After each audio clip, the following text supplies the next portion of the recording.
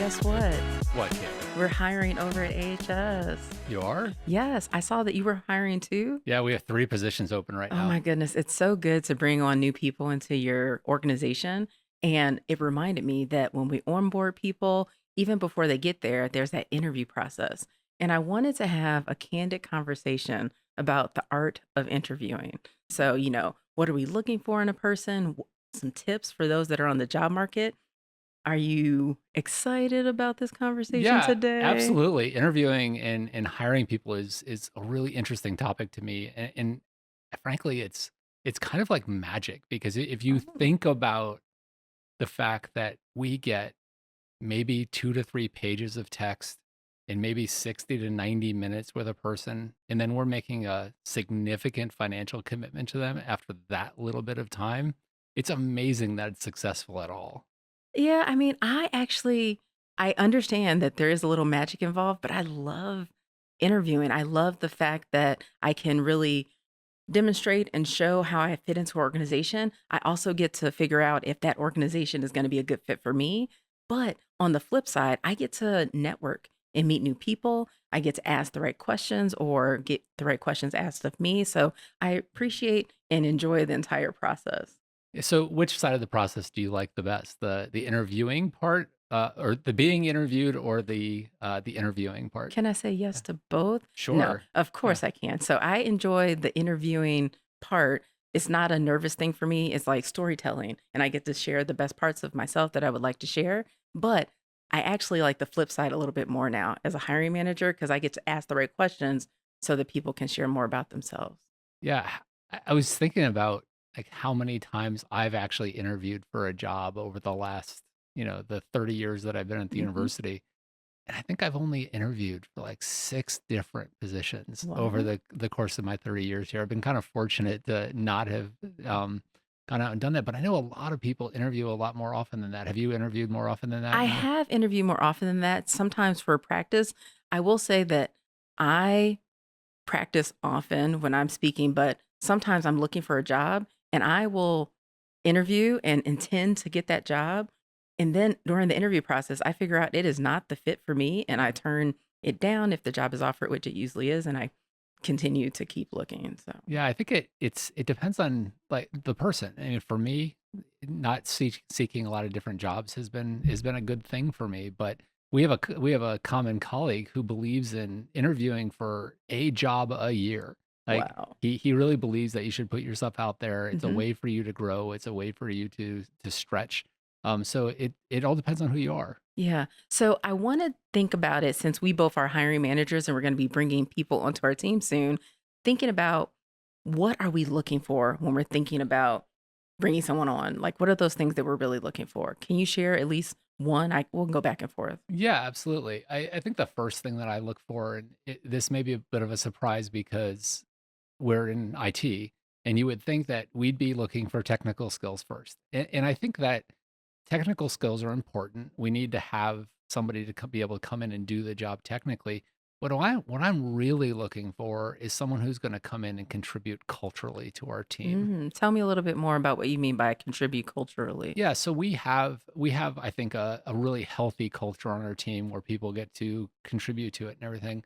But there's you often hear the word fit when we're Mm, talking about hmm hiring people, and fit can actually be something that can be used against people. Like if they're different than everybody else on the Right. team, that you can sort of exclude them, you can be biased against them. Oh, they're not a good They're fit. not a good fit here. hmm But and for me, when someone is a good fit is when they're going to come in and actually expand our culture. They're going to hmm improve our culture. They're going to bring their lived experience into the equation and make us better. So it's like it's this like ever expanding fit that becomes more inclusive with every person we hire. And I kind of like looking at that because that's the thing I really want people to contribute to our team aside from their own technical skills. hmm I think one of the things that I'm definitely looking for high on the list is high emotional intelligence. I'm really looking for someone that can know about themselves and manage their emotions in a healthy, empowering way so that they can contribute to the team.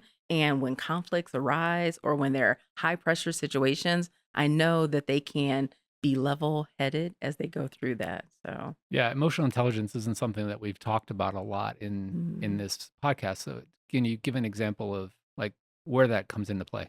So there are like 4 different parts of emotional intelligence. 2 have to do with yourself, so self-awareness and self-management, how you do that.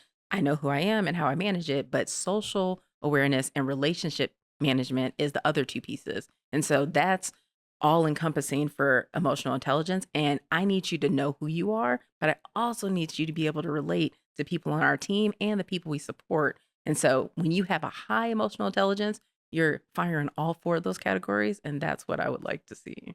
Yeah, how challenging is that in sort of our environment when we're hiring IT professionals who, a lot of them tend to focus on the technical skills. The emotional intelligence is really one of these. We used to call them soft skills, but I think we're Mhm. calling them power skills Power now. skills now, Yeah. yay. And how often do you have trouble finding people that have both? I think that right now you have to it's not like a diamond in a rough, you have to cast the net wider. So, it wasn't that they didn't have them before, but I don't think that we were actively seeking and looking for them, and people can grow into these skills, they can learn more about these skills, but we were focusing, I think, a little too much on some of the technical, which you can definitely pick up and learn. Technology changes every day.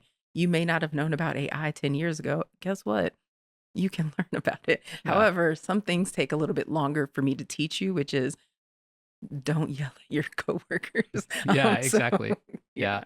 That those basic human skills Mhm. can be a little harder to teach people if they don't come naturally to them. They're teachable, Mhm. but sometimes it takes a little longer to do that. And I think related to emotional intelligence, which is kind of tied to it, it's also a power skill. Communication is Yeah. a big thing I'm looking for. I'm not just looking for someone that can talk at people, but communication is a two-way street. You have to listen as well as being able to communicate. So it's really high on my list that they have to be able to communicate to a broad audience, not just other technical people. Oh, absolutely. I mean, most of our staff, regardless what their role is now, they are interacting with our clients in very direct ways. And we would definitely want people who can have that conversation, who can translate from the technical to the practical, Mhm. and in the speak of the business, right?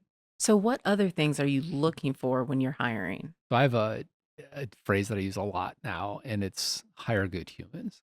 Okay, so And cute. and so, like, what's a good human? Like, Tell what me. is that? Really bringing people in that are gonna be good to each other, that are gonna be supportive of each other, that are going to be caring of each other. And I know it's a little weird to maybe talking about caring in the workplace and compassion in the workplace and that sort of thing, but that's so important as we've grown. And I've noticed that when I took over this job, I had 8 employees, and Mhm. I'm at 30 some odd now, and I realized recently that at some point we hit a tipping point where bringing another person into that mix has so many variables. Like when you bring that 36th person in, they potentially are interacting with 35 other people Mhm. on your team.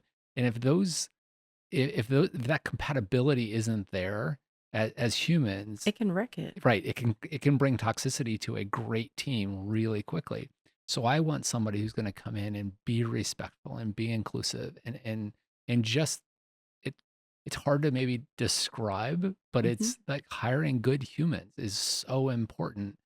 It doesn't You can have all the technical skill in the world, all of the skill at your particular position, but if you're not good to your colleagues and you don't collaborate well, you're going to end up being a drag on the entire Mhm. organization. I mean, I definitely agree with you.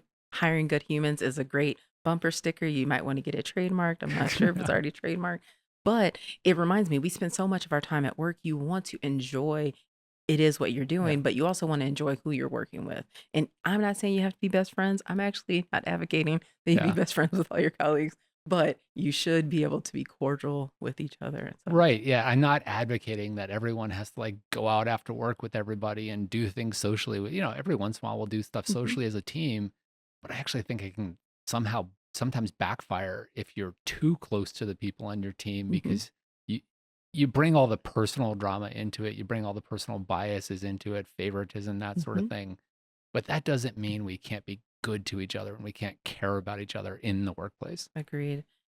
I think if I had to think about another thing I'm looking for someone that is adaptable and that has good team work ethic. So I want them to obviously have good work ethic, but being able to collaborate with others and be adaptable because technology changes all the time. And one solution might have worked last week and then an update happened and it's never going to work again.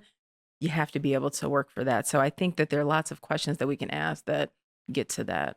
Are there any other skills that you really I think the need? last one that I really look for is related to what you were just talking about. It's this ability and desire to learn, right? Like a growth mindset? Right, yeah. It's not just I can learn, but I want to learn, Mhm. right? And in our field, you almost need that because if you don't want to learn, it's going to get overwhelming. The pace of technology is almost too fast for me at this point. Mhm. It's like with AI and all this stuff that's coming, it's like what's new today, right? What's new this afternoon is Right. is And you want that yeah, person to take the initiative and the yeah. desire to wanna learn versus you having to feed it to them, Yeah, so and I'd much rather see that in somebody than an existing skill set, right? An Mhm. existing skill set will serve you well for the next 6 months. Mhm. That ability and desire to learn is what's gonna make you successful over the long term. Awesome. So, I think I wanna transition to talking about what are some tips for those that are interviewing? They might be on the job market, it might be our shared colleague that interviews every year. Yeah. What are some of those tips that we have for them? S So I think for me, the number one thing is being a combination of authentic and professional in Mm. that interview. So there's so much emphasis in today's world on be yourself, be authentic, Hold back a little right? bit. But you don't have to be 100% you 100% of the time, Mhm. right? There's different parts of our personalities, there's different parts of our character that are appropriate at certain times. And as in when you're interviewing, you need to make sure that the appropriate part of you is out front. Mhm. For example, you might be the funniest person on earth, right? And that is going to serve you well in the workplace in small doses. But if you were to interview and crack jokes the entire time, they're not going to hire you unless you're like applying Interviewing for a interviewing for a comic. comedy job or like a SNL writer job or something like that. But that's I think a really maybe an extreme example, but I think it illustrates the point that Mhm. you don't bring all of you to the table all the time. Right, and it's not about faking a personality, it's Yeah. about being authentic and only demonstrating the ones that are gonna serve you at that time to the certain audiences. Right. If you're applying for a communications job, bring out those pieces of your personality that demonstrate that you Mhm. communicate well. Yeah. Yeah. I think another tip that I have for people is the idea of knowing yourself, but doing the research and being prepared. I will say Yes. it is the biggest pet peeve of mine when someone comes in and they're just unprepared. They didn't even look up the job they're interviewing for. And so Yeah. they're like, I'm like, what? How did you come here not knowing like who the boss is, who the supervisor? I mean, there's some questions that you should already know going in, but those easy questions we ask initially, like, tell me about yourself or why would you be a good fit for this organization? If you are floundering on the question where I'm just tell me your resume, which I've already seen, and highlight some pieces Yeah. that you have not prepared for this interview. So do your research, be prepared, practice some scenarios before you actually, Yeah. yeah. The number of times that I have interviewed people and asked them, why do you want to come and work for our college specifically? And they have no answer. Like that instantly turns me off. Have I hired any of those people? Maybe if they were like really good technically and I just there was some kind of Mhm. reason that they wouldn't know about us. But in our positions, like all of that information is available on the internet. All you have to do is do a little bit of web searching and you can find out so much information.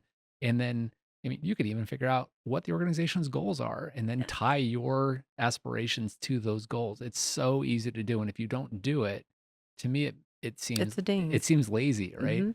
The one of the things that, and I know you've probably seen this too, is you see people that are, and this is even at the application process, Mhm. where their cover letter will mention a different position. They've Oh just yeah, been they copying and copy and paste. pasting. They haven't even Yeah. changed And it's anything. like, check, gone, right? You have to pay attention to detail and do your research and be really like genuine about why you want to go and work for that place because the job market right now, not exactly fantastic for employees. So we have a lot of Mhm. choices. Yes. I will say another tip that I have is making sure that you ask meaningful questions. I don't think I've ever hired a person when I go to the end and I'm say, "Oh, do you have any questions?" And they're like, "Nope, no questions whatsoever." "Oh, you answered everything." Really? I mean, which could be Yeah. true. However, you had to have prepared some type of question that you might need a follow up on or something. It just shows that you're invested and you want to Yeah. learn more about the organization. So have questions prepared. Yeah, even if you've gotten through the process, and a lot of times I will be the last person somebody talks to because I'm the head of Hmm. the organization. I'm not the manager of, so they'll get to me and they've already asked a bunch of questions. Like, still have a question for me. Yeah. Like, ask me about me. Yeah. Like, right? Right. People love talking They about do. themselves. How So long have you worked here? What yeah, do you enjoy exactly. here? Yeah. Anything. Yeah, or the question about that, I think a really good question to ask if you're stuck with one is, how would you describe success in this position after a Hmm. year? Like, you know, things like that that sort of get you into even the performance management side of the conversation. Like, imagine you've already been hired. What questions would you want to know then? Ask those during the interview process. Definitely. I usually go to tell me about the organization's culture and things of that nature, but I want to learn more about what do people from the inside and outside say about this organization. I Yeah. can only know so much from Google searching Yeah. and such. Actually, I want a small aside there that Yeah. the question about what is the organization's culture like, and this is from the hiring manager side. I was in an interview with a candidate who asked that exact question a few months ago, and it wasn't just me in the room. There was a bunch of members of our team, and normally, as the head of the organization, I would jump in and answer that question, but I paused a bit and I let my team answer that question Bravo. and it was amazing. Like, I almost got choked up hearing them Oh, talk about the our culture and how good it was, and that was so much more effective. So when candidates are asking about your organization, sometimes you as the head aren't the best person to answer the question because I can sit there and wave a flag and say this is the, you know, best thing since sliced bread. But when you have the people that are actually working, it's more it's memorable. more It's memorable. actually Yeah. more impactful. Yeah. Yeah. So other are there other tips that you have for those that are interviewing or looking for a job? So I think the biggest thing, and this is, I think, particularly useful in technology fields, is don't hide the gaps in your experience. Hmm. You know, technology, other fields change so rapidly that the job description is written maybe different than what you've had experience with. But a lot of people will try to sort of hide the fact that they haven't done that thing that they're applying for. I can see that, right? Yes. As a hiring manager, I Mhm. can look in your resume and go, they haven't done this. What I wanna know How is do you plan to learn about that? How do right, you plan to yeah, adjust? what's your So, plan to improve your skills here? And tell me that plan in the interview process. Admit mhm. that, "Hey, I haven't done X, but this is how I'm going to, remedy that if I'm hired, and this is the support I would need to do that." Be real about it, and I appreciate that honesty. I think, and I know that this is a tip that most people that have interviewed before will be aware of, but there's that STAR method. It's the situation, task, action, result. And it's really just the art of storytelling. But you're really trying to tell what is that specific situation that you did, because there's going to be open-ended questions. And then what is the task? How were you involved? And then how is it remedied? So you're really trying to tell the whole story and provide specific details of what did you do in this piece and how was it resolved versus just I found this story and just talking on and Yeah. rambling until you get to the end of, "Oh, wasn't that funny?" I was like, "Ooh, how did you answer the question?" Right. The STAR method is really important, and if you're not familiar with that, I would definitely go and look that up, Yes, and please. because it's a really effective way of doing it because so many times we ask a question where we'll say, "What would you do in this situation?" And someone will come back with a textbook answer of, "Well, this is what you should do in this situation." I want to know what you did do in Mhm. that situation. So Yep. pull up a real example and show what was the situation, and how did you approach it and what was the result. So yeah, Yeah.